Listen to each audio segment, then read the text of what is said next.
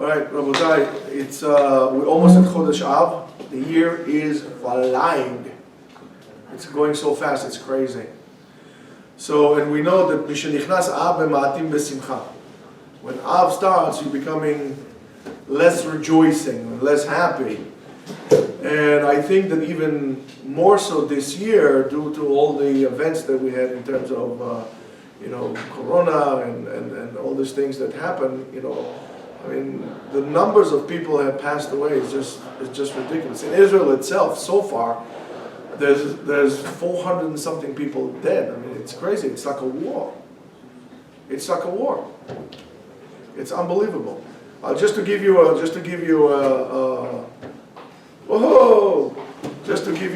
quick review, in 1967, the 7-Day War, there were about 700 people dead. In Yom Kippur, there were about 3,000 people dead. It's crazy. And then all of a sudden we have 400. I mean, it's just over a short period of time. It's very bad. Anyway, but in this case, and we see it, that the Minhagei Avlut Klaliyim, the general mourning practices, kind of mixed up with the private one, that we don't know anymore what's going on. And we need, in this case, more than just a solidarity and saying, I feel bad for you, and so on and so forth. We always need to remember, and especially now that we are part of something greater than that, and something much longer than than just current events and so on and so forth. And maybe we should add a little bit more light to make things better and try a little harder, especially this time this year and so on and so forth. So I wanna tell you that what we're going to deal with today, Be'ezrat Hashem, is what is the avodah or avodah ruchanit of Chodesh Av. What do we need to work on spiritually and not spiritually as well on Chodesh Av? What is that? Because we assume that there is avodah ruchanit, that there is a spiritual task on every single month that we have. For example, in Pesach has its own thing, and Elul has its own thing, and Tishrei has its own thing, and so on and so forth. Everyone has its own. So what's the avodah? What do we need to pay attention to on Chodesh Av? And what do we need to do towards Tisha B'Av? Tisha B'Av is not just 24 hours in which we don't eat and we have horrible craving for coffee and we have terrible headaches and so on and so forth.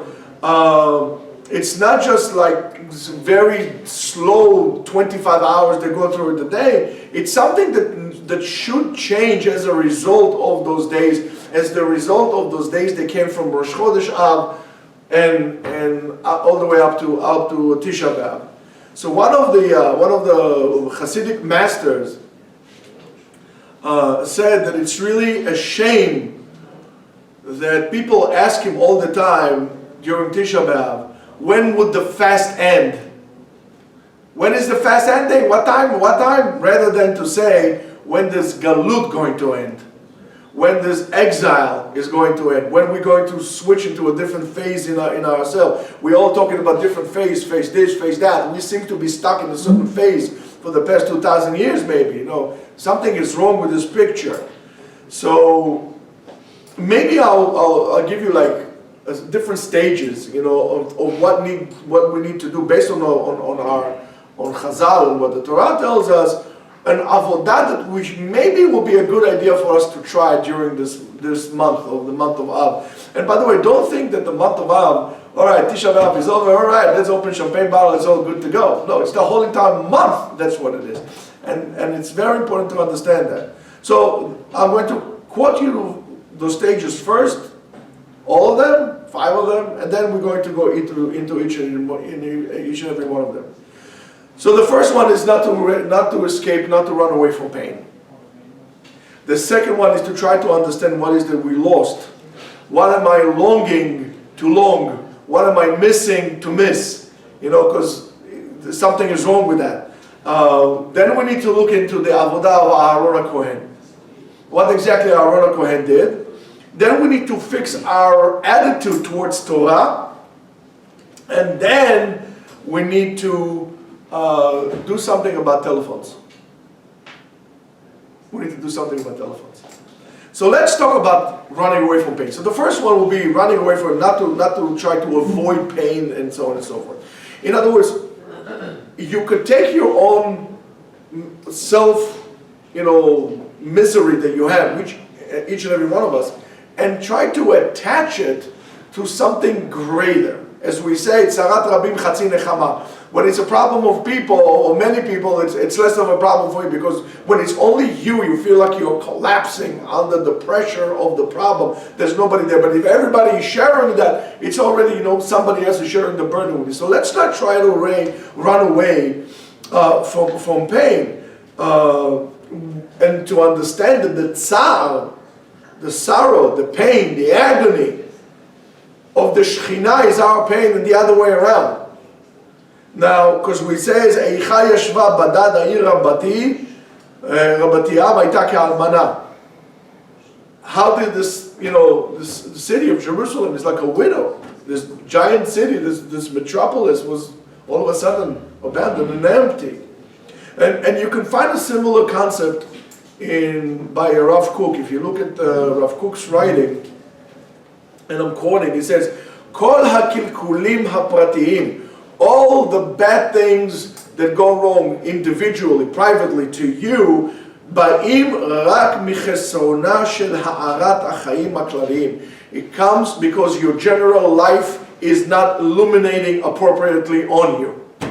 You're not getting the appropriate enlightenment from your life, and therefore all the problems comes because of that.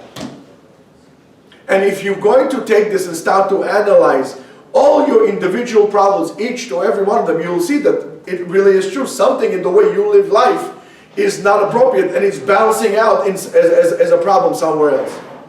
So something about the general way we live life is not right. There's not enough light in our life to shine, and therefore we're going to start getting a certain spiritual decay, and that's agony and problems and issues and so on and so forth. We don't bring enough light.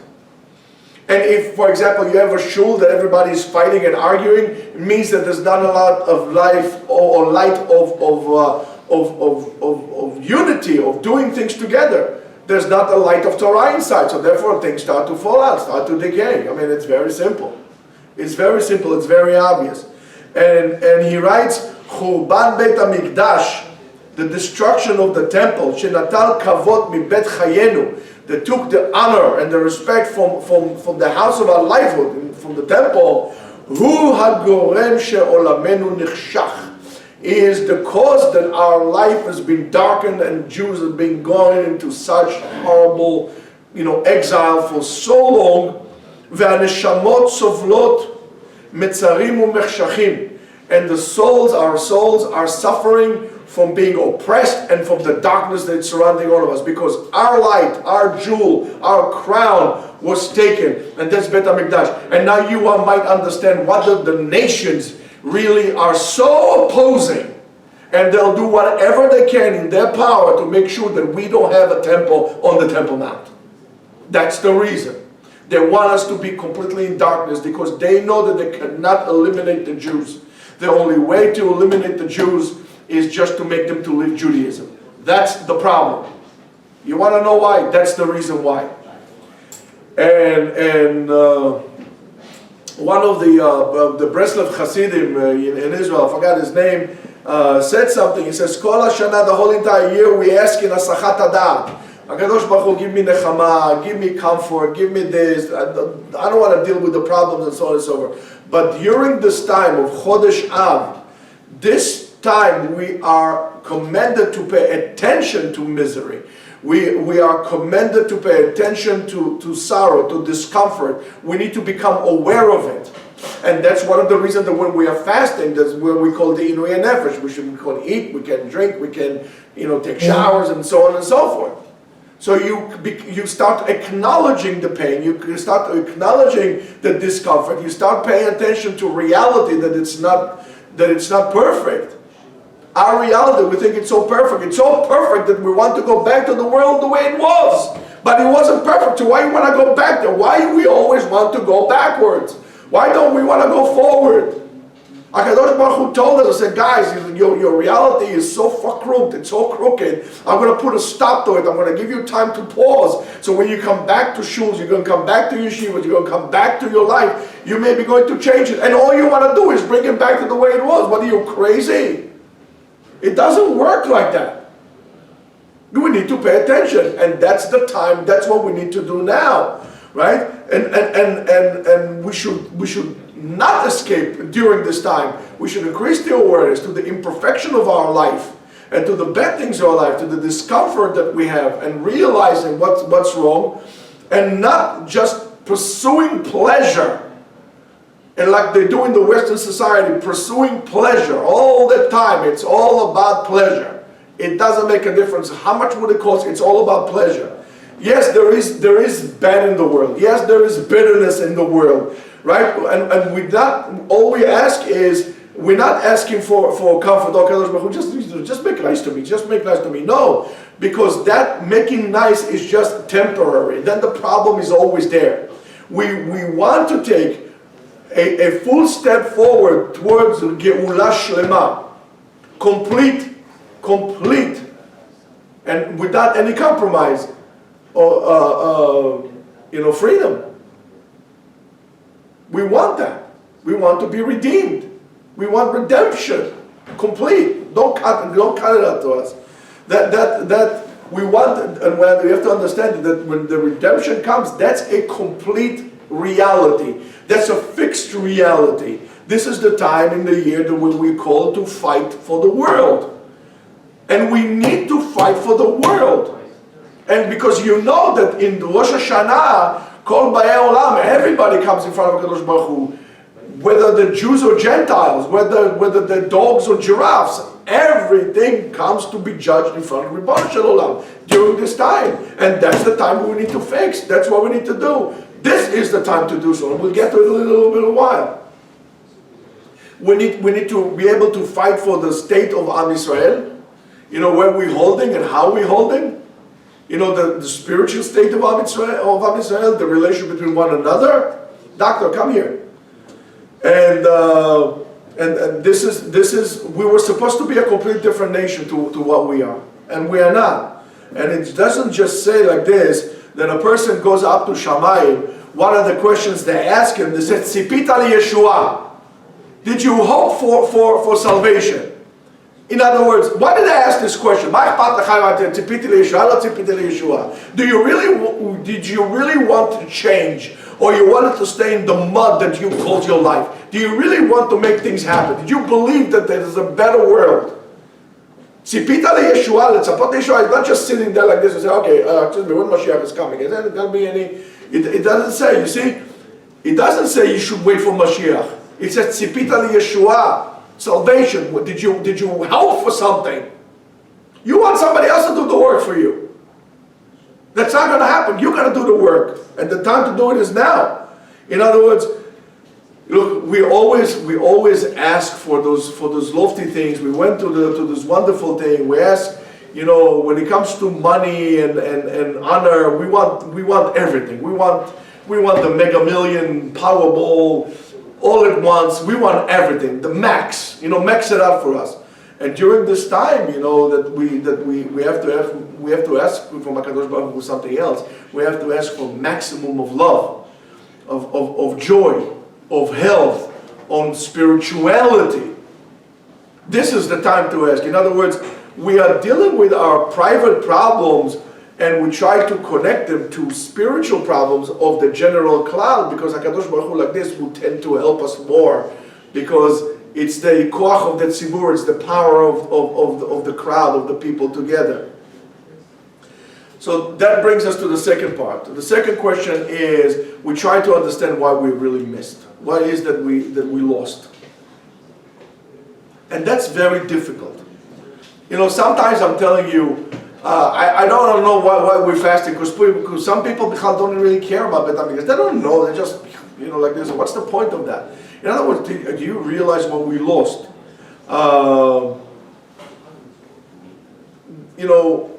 Did you ever miss anything one time? Like a feeling that you had, you don't feel anymore? I'll tell you one other thing I miss. When I was a kid, I used to have like a real vivid imagination. I could go in my imagination to places that today I'm going with a car, you know. I would dream about Montana, I would dream about, you know, I got today, you know, Santa Fe. Oh my goodness, when I was a kid. Then I went to Santa Fe. But I'm going to tell you this, Santa Fe was gorgeous. New Mexico was gorgeous. It was really gorgeous. Beautiful, beautiful place. Unfortunately, there are not so many Jews there. But it's a gorgeous place. But I'm going to tell you, the honest truth, Santa Fe, in my imagination, when I was a kid, was much better than what I saw like this. And when I saw it, it was perfect. It was beautiful. Don't get me wrong. But in my wild imagination, it was fantastic. So I missed that ability to imagine, to daydream. So did you realize that you're missing something? Did you ever miss something? You know, the direction, the other direction of thought, or path of thought, it says to us like this, guys, let's not be hypocrites. Let's not be hypocrites, right? So if, for example, if I bang my foot, you know, my bare foot at the door, at the edge of the bed, right, and I felt the pain, right? Did HaKadosh Baruch Hu feel my pain? Did he feel my pain? Why? Because we say that the tzarot pratiyot, that the private agony, and the agony of the Shekhinah that Am Yisrael is suffering is one thing. So when I'm suffering, when I bang my foot, does HaKadosh Baruch Hu really feeling pain like this, right? And what is exactly when we say tzara Shekhinah, the Kadosh Baruch Hu is in agony, right? What is this? You know, how am I connected to that? And it's good to understand and good to know that there are certain things that we don't understand. And there's certain things we should, you know, ask all the questions in the world, you're not going to be able to answer that. But together with that is the fact that we need to know. Not necessarily to understand, we need to know. And what we need to know? We cannot understand what did HaKadosh Baruch Hu felt when there was the destruction of the temple, when the Beit HaMikdash was burned and his people were butchered. We can't understand that. But we need to know that there was a destruction. We need to understand what happened to the people. And we need to know what was exactly destroyed. And maybe it's even harder to know that. But that's what we need to understand. What is that we are missing? What is that we actually don't miss? We should miss that, but you know, it's very difficult to relate to it, right? Like for example, if you lost your telephone, I don't know, you have an iPad or whatever it is, you know, Galaxy 15, whatever it is, you lost it, you feel the pain, right? But this is not the same thing. We're not talking about this kind of loss. We're talking about something different. You know, here we're praying and you don't know why you're praying. You know, we want to go to Yerushalayim, but you don't go to Yerushalayim. You know, if you go to the Kotel, you don't feel anything. It's because you never connected to it. And I'm going to tell you, it's very easy to, for example, anybody here, I'm sure that you guys are all young, but you know, some of you may be older. You remember September 11, and I'm sure you watched many videos of September 11 and the things crashing into the thing and so on and so forth. You know, and you felt you saw that, you know, I mean, I remember seeing the Twin Towers standing, the Twin Towers, just all of a sudden to realize that they're not there is a very, very difficult thing. And I mean, but here we're talking about the loss of a building, not just the Beit HaMikdash. We're talking about the loss of the buildings together with the September 11. Not only, people say, I don't know, there were like 2,000, 3,000 people, you know, that died, but that's not true because many people are dying from cancer and from other diseases due to that. So you see, the effect is much greater than you think it is. So for me, the 2,000 people, 3,000 people that died on that day were like the people who died in the Galut, you know, due to the war, should I say, not due to the war that the Jews had.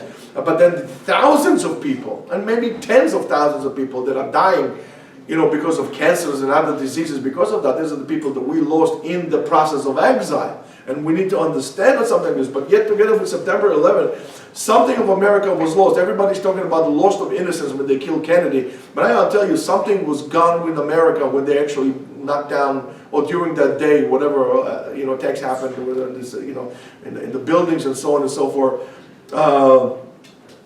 You know, whatever it was, the American spirit, you know, whatever it was. But we did not really feel the loss of Beit HaMikdash because we didn't experience it. But, you know, you have to understand that the Jewish world with Beit HaMikdash, Judaism was completely different. was completely different. The Mikdash was the pipe, the tzinor, the connector, the valve that connected between the worlds, between the spiritual world, the highest levels of spiritual world to this world, and there was a balancing factor. So therefore, not only the Jews suffer because of that, the whole world suffer because of that, because now there is a complete imbalance in the world. And you know, at the time, emunah, belief, was something very tangible. You could really see it and see it. You know, today we are being educated to believe. Before we knew, now we need to educate what it is. We knew what it meant to believe in God. We felt it, we saw it, we were there. Now I need to talk to you years about emunah and practice, and we do all these things. I need to teach you something. It means that we lost it completely, and it's horrific. We try to experience emunah in different ways, in different battles, and sometimes we fail. Sometimes we do have, like, you know,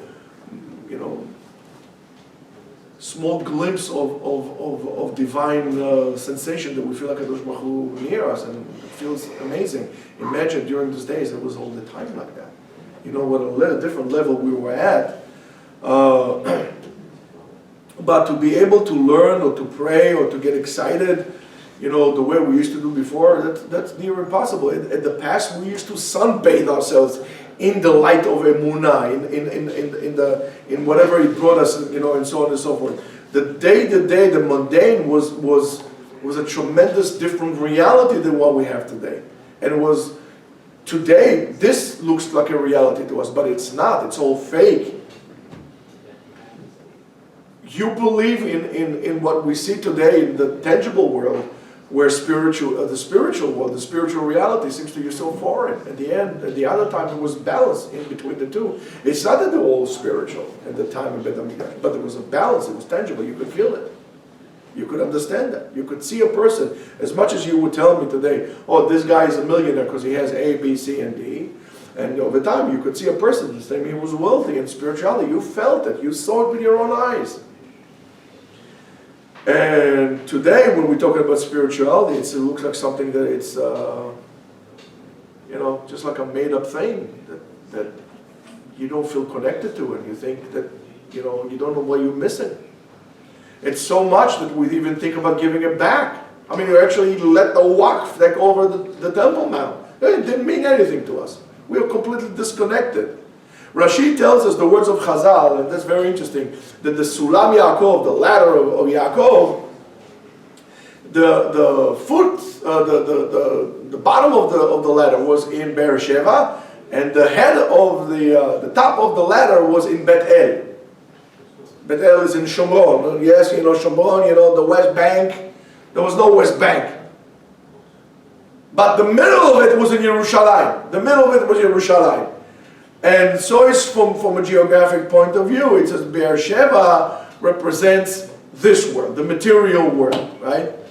And the practical world, right? Because the eshel, the tree that Avraham Avinu planted over there for his hospitality, you know, for eating and drinking and sleeping, was in Beersheba. That's the base of the ladder that is on the ground. Bet El is the way it is, the house of God, right, is the edge of that reaches heaven, reaches Shamayim. But surprisingly, Yerushalayim, the city of wholeness, of perfection, Shalem, Ir Shalem, Yerushalayim, Mishum Shlemut, wholeness, is not at the top, is in the middle. Is in the middle because to tell us that Shlemut, perfection, is not represented by the peak of the ladder, but rather in the ability to be able to balance between those worlds, between the spiritual world and the physical world, of a world of ideals to our world that we are here. That's why man was created, to be able to implement the virtues, the superior virtues of the upper worlds into our worlds. That's why it's in the middle. Yerushalayim is in the middle. It's all about balance. So we pay attention that both Yaakov Avinu and Rashi don't tell us to sanctify the mundane, to lekadesh the chol, and to live in the peak of the spiritual peak. But rather they say that the balance starts ben adam lechavero, which is Be'er Sheva, right? It starts with that, and then it goes, right? The eating, the drinking, caring about the social responsibility, and then to Ben Adam Lamakom, between man and God, which is in Bet El. It's really in the middle. And how is that? The middle is in Yerushalayim.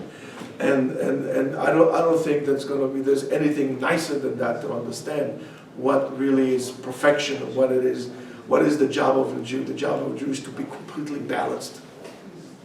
Not this and not that. Where are you standing in that scheme? Where are you standing? You don't answer me. But each one to each one, where are you standing? You need to be able to, and that's why you need to define the boundaries. You define left and you define right, and then you go straight in the middle. And we need to remember that. So that brings us to Aaron HaKohen. We talked about Ben Adam Lechavero, or Ben Adam HaMakom, between man and his fellow human being. And then we talked about man and God, and that brings us to Aaron HaKohen. That's number 3, Aaron HaKohen. Aaron HaKohen that really brings us to a historical time that is not really so, acknowledged to us. Let's put it this way. It says, Vayala Aaron HaKohen and Hor Ahar. Aaron went to the peak of the mountain, Al Pi Hashem Vayamot Sham, according to what God told him, and he died over there. בשנת ה-40 לצאת בני ישראל מארץ מצרים בחודש הרביעי באחד לחודש. And he went on the 5th month, all right, on the 40th year, on the 5th month, and the 1st of the month. Now you know the Jewish month starts from Nisan, not from Tishri, right? It starts from Nisan. So Nisan, Iyar, Sivan, Tammuz, Av. And Rosh Chodesh Av, Aaron died, which is this Wednesday. Aaron HaKohen.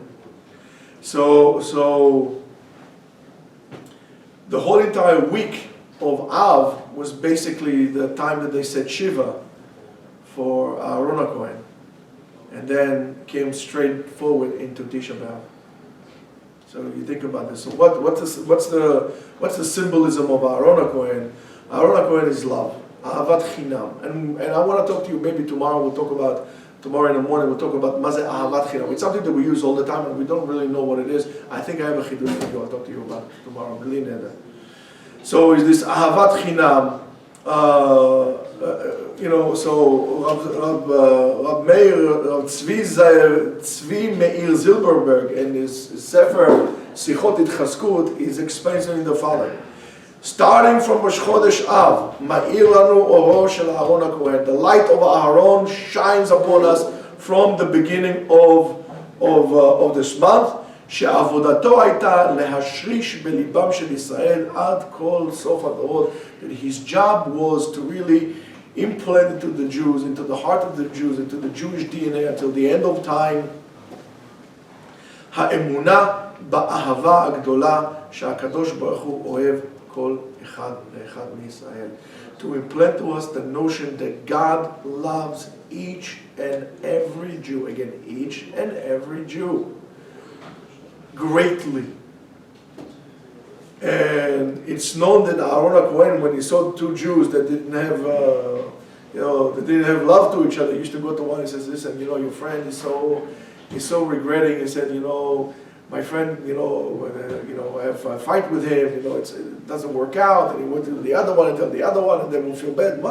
He thinks like this to me, and they would see each other, they would embrace one another, that's why making peace to one another. And it wasn't that he was lying, because really deep down inside, a Jew loves another Jew. That's why he's upset about it. If I don't care about you, I don't love you, I don't care about you. I mean, it's as simple as that. And then the same thing when he used to see a Jew that thinks that Kadosh Baruch Hu does not love him, and Kadosh Baruch Hu will abandon him, Chas v'Shalom, and so on and so forth. He will go to him, and he will tell him how much Kadosh Baruch Hu loves him, and so on and so forth. And then he comes back together. And that's the Ikarei Avodah. This is what we need to do during this time, to be mitchazek bechol inyanei ben adam lechavero. We have to first of all mitchazek between us and another friend. Be mochel somebody else. You see two people that are getting along to one another, bring them together. And then the other thing is, of course, is to do the same thing, to bring Jews back together to HaKadosh Baruch Hu, with the fire of love, not the fire of destruction. The good fire, the fire of love, to bring us back to HaKadosh Baruch Hu. That's the time to do kiruv, not only when you need to do fundraising. Now is the time to do so. In other words, Aaron HaKohen did not just make peace between one man to his fellow Jew, but also between man and God. And this message is even more so noticeable during this time when we realize that our existence is so fragile. During this time that we are experiencing now with this horrible disease of the corona and so on and so forth, and with this fog of economic unrest and who knows what's going to happen, now it's the time to implant emunah in HaKadosh Baruch Hu, to create a support system so people are unfortunately out of work. Do we have enough charity? We don't have enough charity. If each and every one of us will give a little bit to this, let's say we'll make a charity fund for people who don't have money. I'm not even talking about sending the kids to yeshiva, but I'm talking about food, I'm talking about paying rent. You know, we're thinking about all the money that we saved because we didn't go on vacation. Go on your vacation. Whatever you're supposed to take on vacation, take it to the side, give it to tzedakah. Support institutions that implant yirat shamayim into the people. Support institutions that support Jews. I mean, people are going to eat. What are we going to do? You know, all the Tomchei Shabbos and so on and so forth. And the Hatzalah people, whatever they did. We need to remember that. You know, we have friends, we have people. These are days of chaos, and we could not, especially this time, cannot feel how. I mean, you cannot avoid to feel how fragile we are. And we need to make sure everything stays intact. Don't take things for granted. And all those things bring us again back to Ahava, to what Aaron HaKohen did, to Ahava ben Adam lechavero. And when you see all of a sudden that, you know, you see the headlines of what's going on there, you really feel that it's the need to get up and do things. I'm not talking about demonstrating in the street and burning and looting and doing stuff like this. I'm not talking about that stuff. Those things don't bring love. I'm talking about caring. I'm talking about caring, about make sure the people are going to have food. They're not going to be thrown to the streets. I mean, imagine, God forbid, if there are like hundreds of thousands of people that would lose not only their jobs, their homes. What are we going to do? And we don't worry about those things. We don't care about those things. And that's what I'm talking about. That's the Aaron HaKohen. We need to increase that awareness to one another. And that's what Aaron HaKohen did. So now, we need to talk about something else, which is fixing up our attitude towards Torah.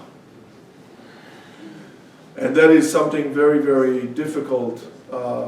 If you look at Rav Shimshon Hirsch, he was the one who established many things. One of the things he established is called Torah im Derech Eretz. And he has a very famous perush on the Torah itself, and the whole entire books. It's called about the Ma'agalei Hashana and so on and so forth, about everything that happened throughout the year. And the last quarter talks about fixing up our attitude towards Torah. And it says, Al ma'avda haaretz, why do we lose the land of Eretz Israel? Why do we lose Bet HaMikdash? Al ozvam et Torati, because they left my Torah. Not because they were doing, Gilui Arayot and Avodah Zarah. No, because they didn't learn Torah. Azavtem ta Torah. And we need to understand that Rav Hirsch was a resident of Germany, and he lived in a time where the reform movement and conservative movement started and so on and so forth, and the whole approach in shuls was that we don't need the talit anymore, we don't need the mechitza anymore, we don't need the talit anymore, we don't need the kippah anymore, we don't need a shofar during the high holidays, we don't even need to fast on Tisha B'Av because it is a betrayal in our homeland, in Germany, our homeland, to fast on the destruction of Jerusalem when we are proud citizens of Germany. I don't need to tell you what happened after that. And slowly, the tefillah from Hebrew was changed into German, and they made Parashat Shavua shorter, and like this, instead of finishing it every year, they finished it every 3 years, and they stopped getting married according to Jewish halacha, and they stopped divorcing according to Jewish halacha, and everything became a big balagan, and instead of resting on Shabbat, they rested on Sunday. And before you know it was a destruction, and I don't need to tell you what really happened over there. And everything was to fix themselves and to adjust themselves to the German society. But German society struck them right out.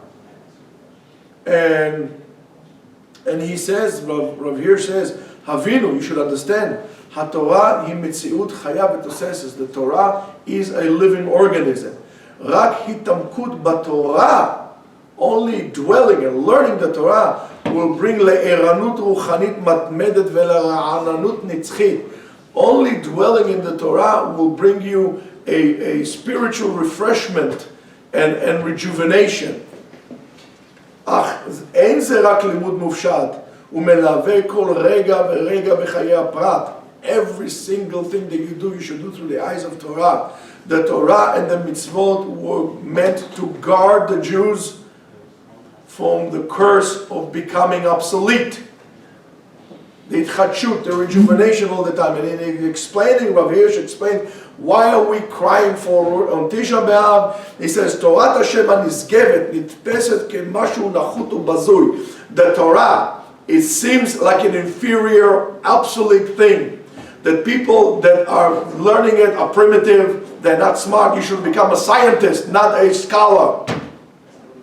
The intent of parents is to send the kids to become physicians, dentists, doctors, lawyer, whatever in the world is there, but God forbid that he should become a rabbi. That's what Rav Hirsch says when it says Eicha Yashva Badad, how we left the Torah alone.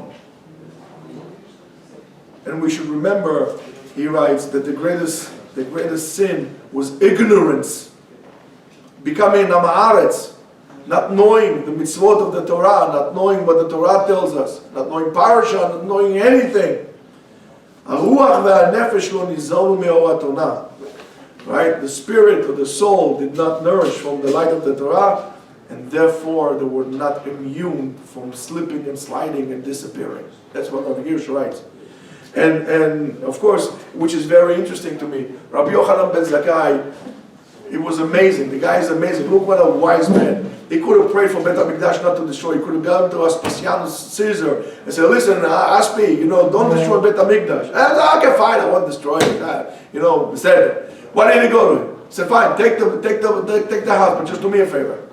Give me Keren B'Yavne. I want permission to learn Torah. Not in Yerushalayim. I'm going to learn somewhere else in Yavne. I'm going to learn Torah over there. And also, give me doctors. I want to take care of Rabbi Tzadok. He was sick. I need to take care of him. Rabbi Yochanan ben Zakkai understood. It's not about the building. It's about the Torah. You could build a building and it's going to be a mausoleum. And you could have a shtibelech, a tent, and it's going to be a place for light for the whole entire world. That's what Rabbi Yochanan, he says, the Chachamim are more important than buildings. Because without the Chachamim, there's not going to be Torah. Without Torah, there's not going to be Am Yisrael, Chas v'Shalom. Buildings you can build. To bring back the people you can. And that's a tremendous thing. And we need to understand. And it gives us, we need to understand how smart he was. Because he says, Rav Hirsch said something like maybe 20, 30, maybe even more years, tens of years before the establishment of the State of Israel. And he writes almost like a prophet. He says, מתקופה לתקופה מניח הקדוש ברוך הוא לעמו לשוב ולעצור. From time to time, הקדוש ברוך הוא allows his people to come back to the country. There were waves like this of people coming.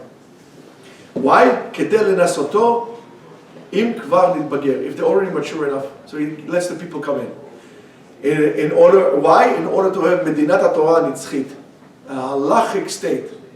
מדינת התורה.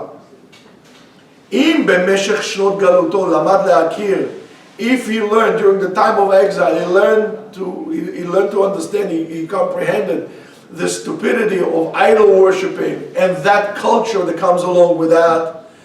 If all the miracles that happened throughout the years made him dedicate himself 100% to the Torah and to continue in this dedication as long as he's on the land, then he's going to give him freedom and independence. He says, however, unfortunately, until now, the Jews weren't able to prove that point yet.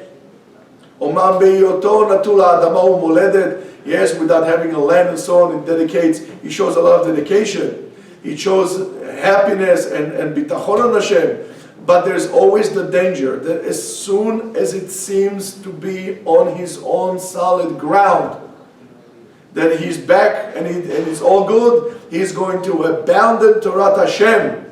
And he's going to make, look what he's saying, he's going to emphasize the importance of the land, of independence, of national independence, of social freedom, and he's going to remove himself from the Torah and its values.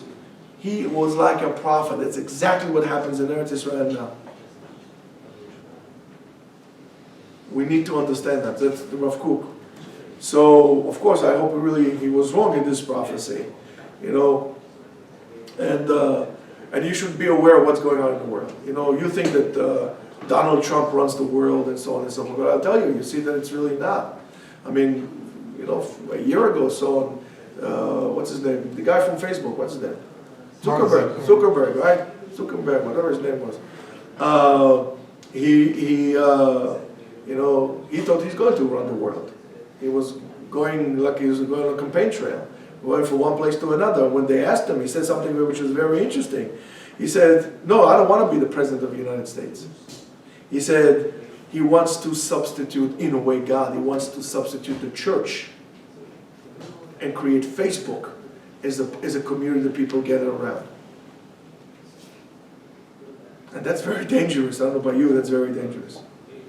And they say the rabbi of Ramat Gan, his name is Yaakov Ariel, it says that in a way the cellular phone allows us to understand things that we are saying and we didn't understand them until today, like any other piece of technology. So when the Torah is dedicated to Ekut, as defined Dvekut, the dedication in Hashem, when he says, B'chol levavcha, b'chol nafshecha, b'chol me'odecha, b'shofecha, b'kumecha, when you're walking in a way, and so on and so forth, when you're near your sons, we didn't understand what does it mean, this kind of a dedication. Now we know it. Everywhere you go, there's a telephone around you. When you're talking with your wife, and you're doing other things with your wife, when you're with your kids, when you're sleeping, when you're in the John, and when you're not in the John. When you're in the boat, you're always on the phone. I wish we could have a dedication to God as much as we have a dedication to the cell phone. And don't tell me you can't, because you're practicing this all the time. And that brings us to the fifth point. The fifth point is, Abotai, the initials of Chodesh Av is Aleph Bet. Now there's many things for that. That's what we should do. We understand Elul Ba, Av, Elul Ba. Elul is around the corner. Elul around the corner, we have to do a tikkun. In other words, if we compare ourselves to a car, we're bringing the car now to the mechanic, not to fix it, to give us a determination what's wrong.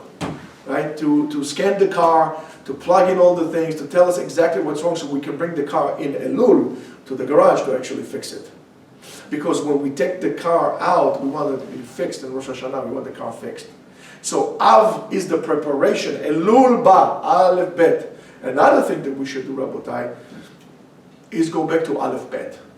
In other words, go back to basics. Go back to basics. Go back to interpersonal relationships, into simplicity, simplify your life. See what life is all about. Determine what life is all about. Go back to Aleph Bet, to Av. And everybody, had some resolutions or whatever they had during this time, last year, I'm going to do this year I'm going to do Daf Yomi, Mishnah Yomi, Malacha Yomi, whatever Yomi, and it's all went, and guess what? Nothing happened. Again, we do it like this, and all of a sudden we look in, and if you look, Sefer, Rosh Chodesh falls right in Sefer Dvarim, right? It's a book that always look backwards and give us a perspective to what it was and give us a meaning to what will be, right? So we need to look at this like this. All of a sudden, I'm realizing that machine, the telephone, is really controlling me. I'm not controlling it, it's controlling me. So how do I do so? I'm going to tell you something. There is an app, and I'm not here advocating for app and so on and so forth. It's called Quality Time, My Digital Diet. And when you download this app, it tells you exactly, it's like when you write calories, you're counting calories, exactly where you went and how much time you spend and so on and so forth. And it's amazing how much your Yetzer Hara, is eager for you to waste time. And the reason why you're wasting time, so you won't do what you need to do. During this time, we don't have time to waste. We must be very eager to be on top of everything, to be very precise, knowing exactly what we need to do.